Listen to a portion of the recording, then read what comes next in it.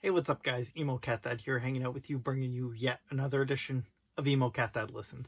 If you're new here, thanks so much for stopping by. What I do is every day of 2024, I vow to check out a new band or artist. Check out 4 songs from across the discography, give you my initial thoughts on the songs, give you my ranking of those songs, and of course give you my overall thoughts on the artist based on what I just heard. Today's artist, as you can see right there, is Gwar. A couple people have suggested it to me. I honestly, when it first got suggested, I put it off, and then, someone else requested it, and then a third person, and I was just like, okay, I definitely have to get to this now. So what do I know of Gwar? Literally nothing. Based on their look, because I've seen in interviews and stuff, I know they have a crazy live show where they slime everyone, and based on their look, I had always assumed that it was like a super heavy metal. I obviously just did a video on Cannibal Corpse that, let's just say Cannibal Corpse fans didn't love. So I really hope this one doesn't end up like that. So yeah, I guess without any further ado, let's just rip the band-aid off. Let's dive into Gwar. So it looks like their most popular song comes off their early 90s album, Scumdogs of the Universe. And that song is Sick of You, so let's check that out.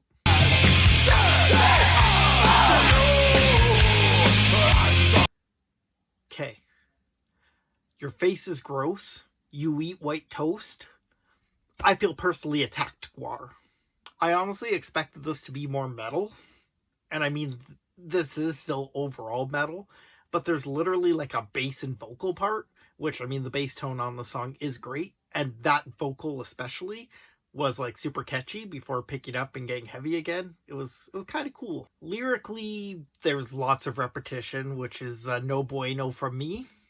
However, I'm actually surprised at how much I enjoyed the rest of the song. Alright, so maybe I was completely wrong on Gwar. I'm excited to check out the next song, which apparently is their next most popular, called Saddam A Go-Go. I'm assuming Saddam, like Saddam Hussein. Anyways. It came off This Toilet Earth album from 1994, which is just Jeff's kiss of a title.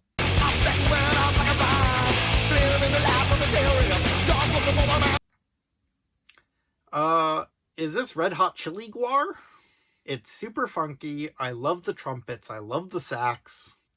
Honestly, I'm just kind of floored right now. Like, this is not what I expected at all. The creativity of these tracks are unrivaled.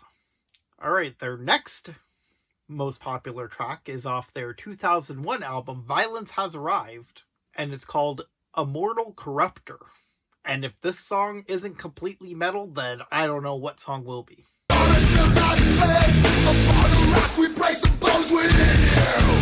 Okay, so this does seem to be basically a straight up metal song, although I did hear some new metal tendencies, which, I mean, this track came out in 2001, so it made sense for the era. I love the guitar in the intro leading up to the music picking up and getting heavy, but that didn't start until about 40 seconds into the song. 1 minute intros, not needed. And this track had a pretty good breakdown as well, so that gets a thumbs up too. Alright, the only other track in their top 5 on Spotify from a new album is from the 2017 album, The Blood of Gods. So I checked out If You Want Blood, You Got It.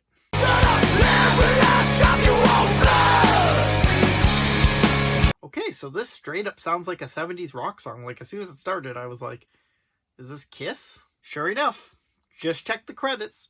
This was an AC/DC song, so it's a cover. Generally don't check out covers, but I already started, so might as well keep going with this track. So I'm a pretty casual AC/DC fan. I don't dislike them or anything. Any track I've heard, I tended to enjoy.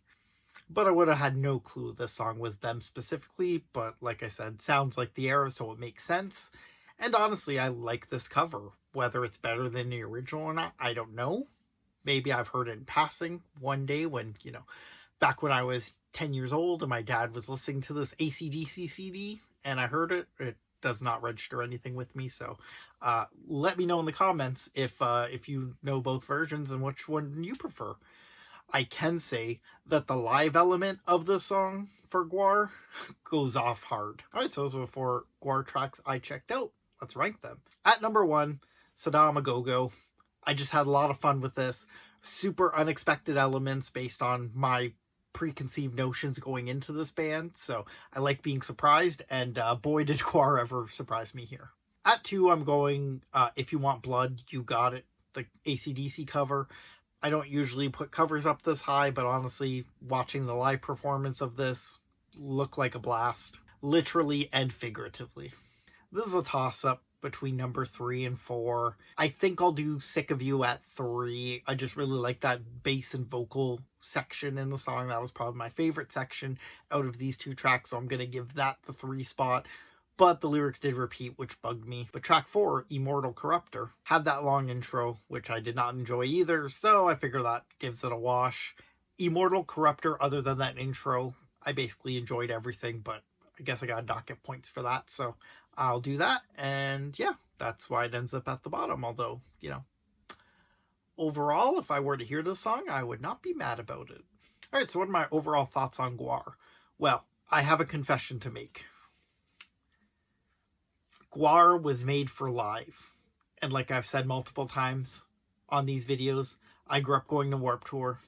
I went to every Warped Tour since 2005, including 2018 when Gwar performed on the Monster Energy stages and closed off every night because the slime and blood made a mess.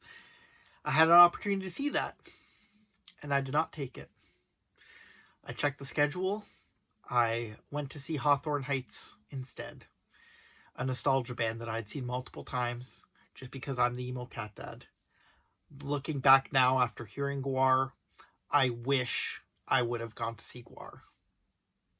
But we can't change the past. That was 6 years ago. 7 years ago almost. 6.5. That was 6.5 years ago. Nothing that can be done about it now. But I'm hoping that one day at a future festival, I'll have the opportunity to go check out Gwar and get slimed by these aliens from another planet. Because, yeah, this music was not at all what I expected. And I enjoyed basically all these songs and most of the elements about it as well. Alright guys, thank you so much for hanging out with me.